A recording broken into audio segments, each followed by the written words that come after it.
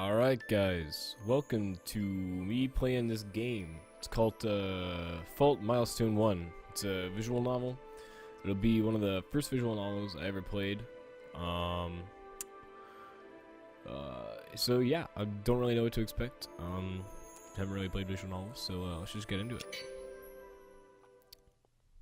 I'll probably be trying to do a little bit of voices kind of thing, so sorry if that bothers you, but it's for me, so and this is all my personal little thing, so alright, let's get this.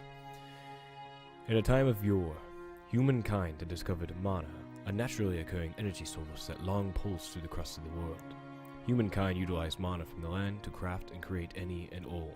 The art of manifesting mana was known as Manacraft, and practitioners of this art became known as Manacrafters. A hunter could use pyrocraft to kill and cook their catch or quarry. An apothecary could use aquacraft to increase the potency of their healing potions. A carpenter could use terracraft to strengthen the foundation of a home. And a farmer could use aerocraft to improve crop output by manipulating the wind. There also existed monocraft, which were hereditary, unique only to certain individuals. The Path Down. The Path Down uses mana as a medium to transfer the memories and experiences of the present ruler to the future heir to the throne. Humankind would deem those in possession of hereditary monocraft to be monarchs. The propagation of the old king's wisdom through Path Down was evidence enough to cement a country's reputation as a formidable monocraft monarchy.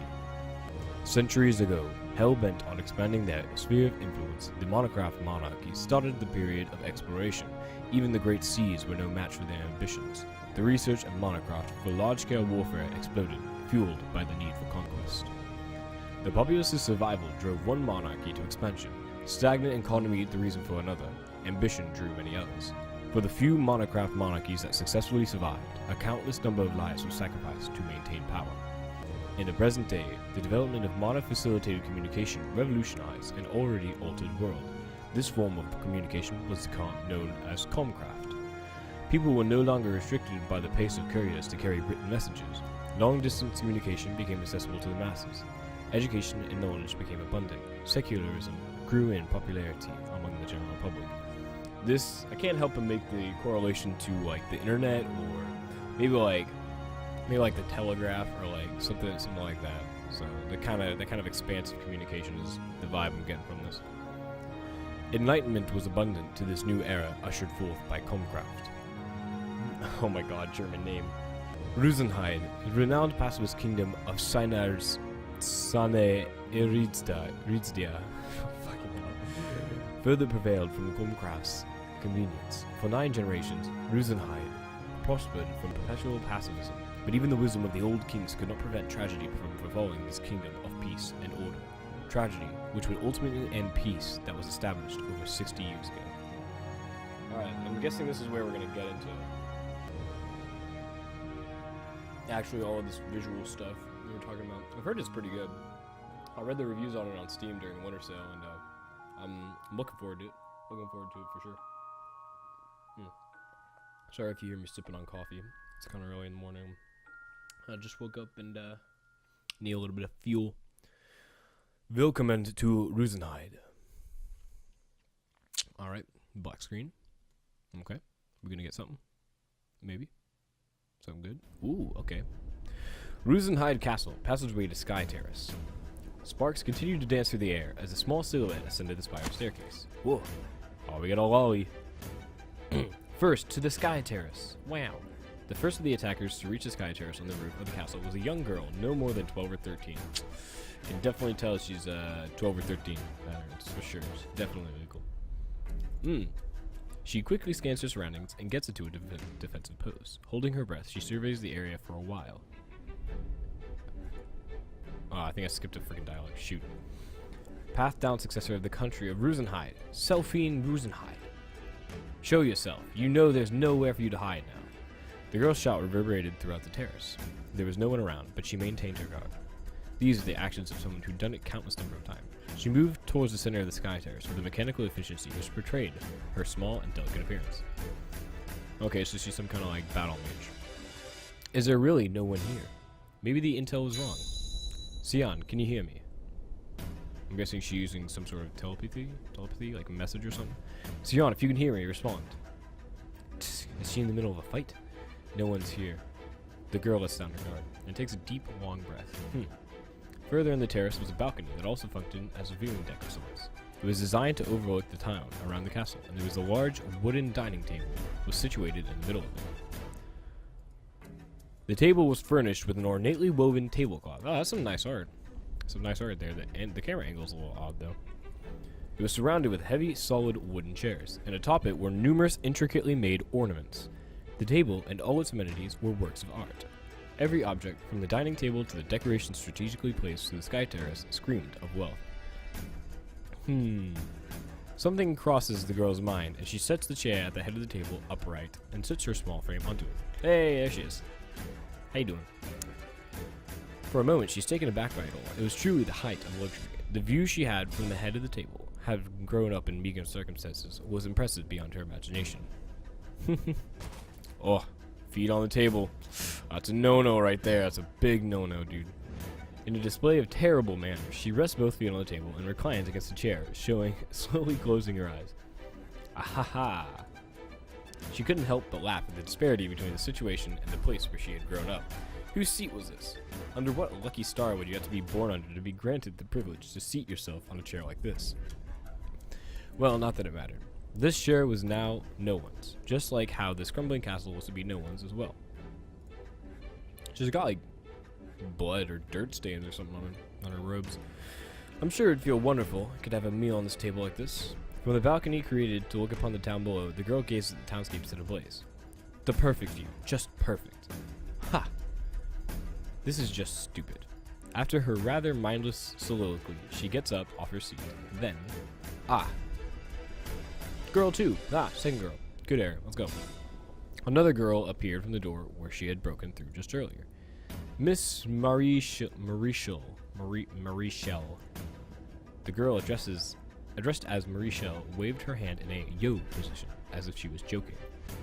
Coco, you like chair? Sitting? What is Alicia talking about? The same girl posed a question to her partner in a rather broken speech. No, not really. As always, she doesn't have a shred of tension in her, so Coco thought, keeping it to herself. Marichal. In terms of age, she and Coco were not far apart, so she's around 12 or 13. In contrast to Coco's rather belligerent look, she looked to be a sweet little girl who had no place in a miserable battlefield like this.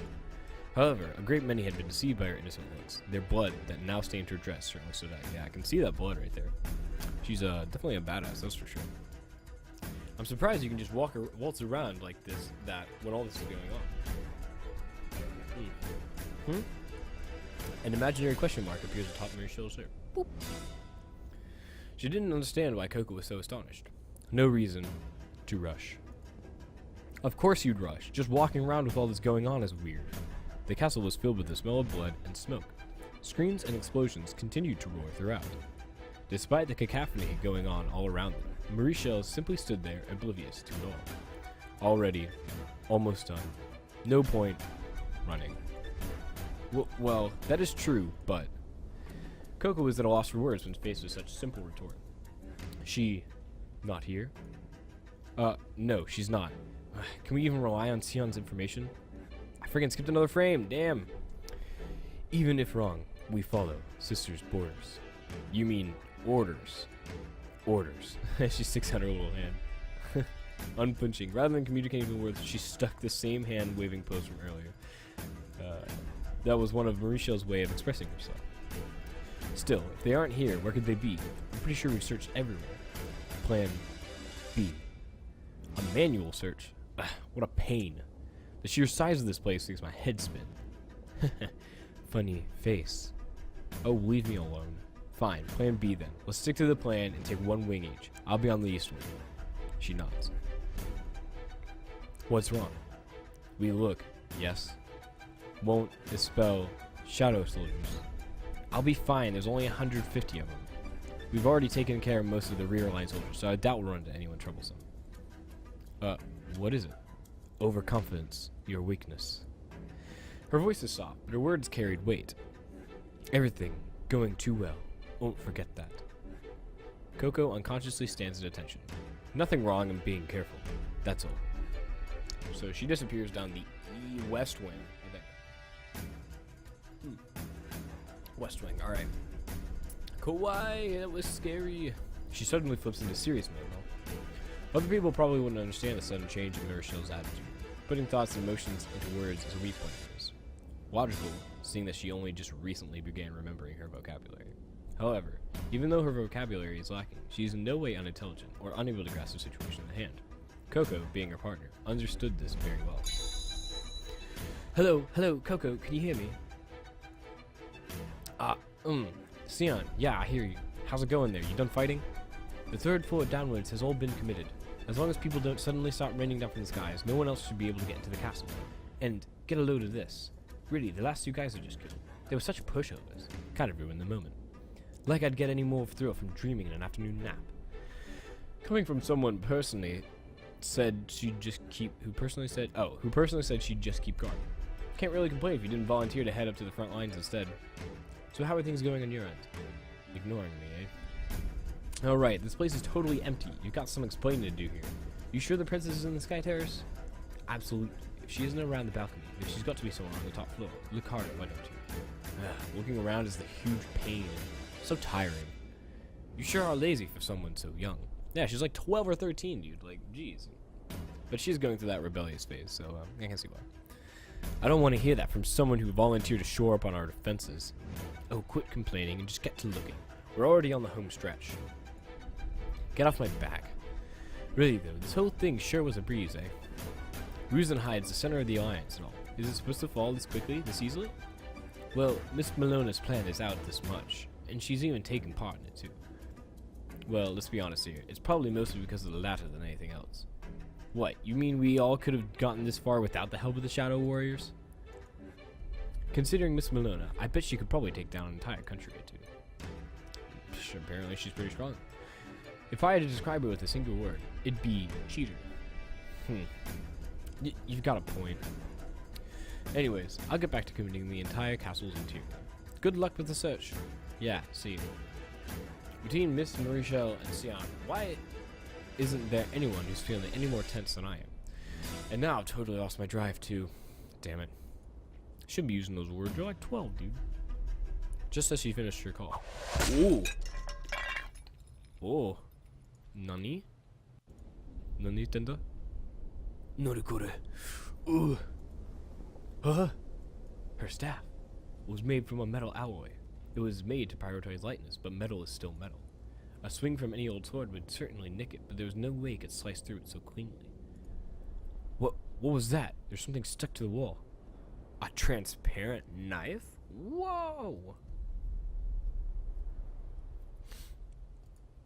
A blade of ice, or perhaps some kind of illusion using crafte? In any case, it doesn't change the fact that there was some kind of unknown threat. Who goes there? Show yourself. Ooh. Oh. We got a fighter. Got some lady. She's looking pretty fine. She's looking pretty fine. Out from the darkness emerged yet another girl. Ooh.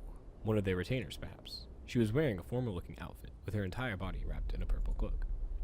However, what first caught Coco's attention was the badge shining brightly on her collar. I'm guessing her collar is like this, maybe? No, that's like the necklace area.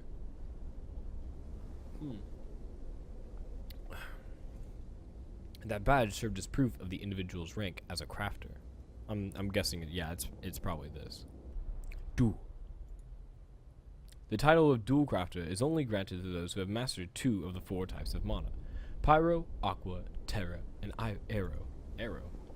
But the girl standing before Coco could not have been more than 20 years of age. She was likely in her late teens. To become a Duel Crafter at 18, 19 years of age was quite a remarkable feat. So she's legal. I see you, game. Ratona Reinvasta.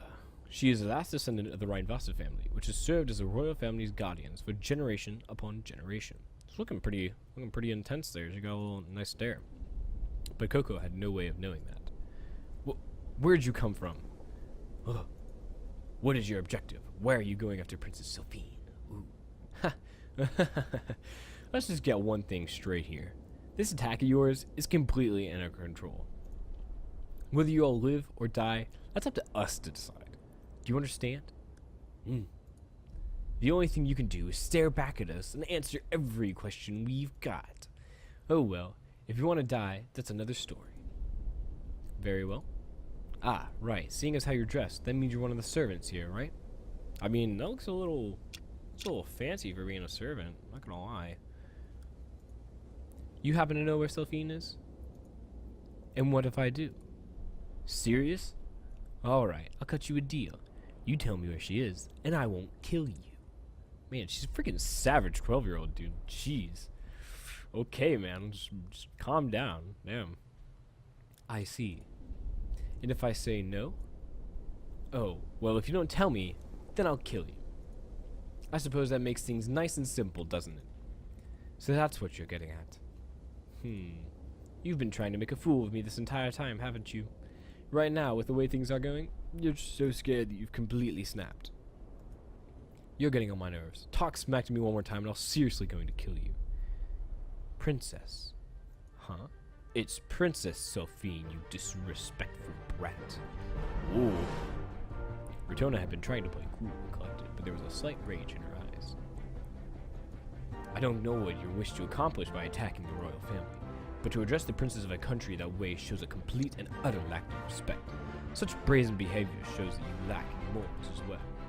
What? Enough talk. Have at you! Alright, I think I'm going to end this right here. I have other things I need to do today. I don't really have a lot of time for doing. But, if you enjoyed this, you know, like, comment, subscribe, whatever. If you want to see more, well, you're going to see more because I'm going to continue playing this game. And I guess it's up to me, but, you know, if you want to see more, make sure to like this video. Whoa! New video coming out, next Tuesday. It'll be scripted, so it'll actually have some pretty quality, hopefully some quality content. We won't have another video until next Tuesday because I'll be working on that one to try and get it pretty good. And so yeah, I think that's about it. Like, comment, subscribe. I hope you all had a great day or are having a great day or whenever you're watching this. And I'll see you in the next video. Ciao.